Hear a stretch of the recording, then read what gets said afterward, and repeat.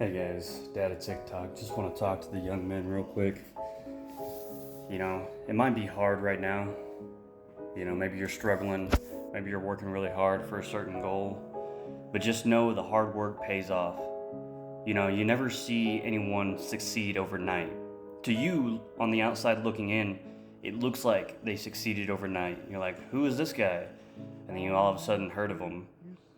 But that person has worked for that for years. And they have failed, and they have failed, and they have failed.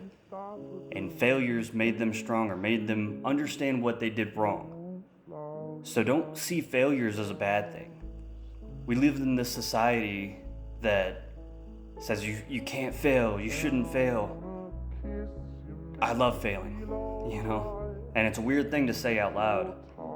But every time I fail, I know what I did wrong. And I know how to do it better. And you only move forward if you fail. And if you had 100 shots and you knew you were gonna make 7 of them, would you take the 100 shots? Or if you knew if you took 8 shots and you were gonna make 7, would you go for the 8 shots? To me, I think you should go for the 100. Because what if you get more? So don't be discouraged if you're not getting where you think you should be by now in society's eyes. But you do have to work for everything you get. We also live in a society where a lot of people think that they're owed something just because they're here. No, you're not owed anything.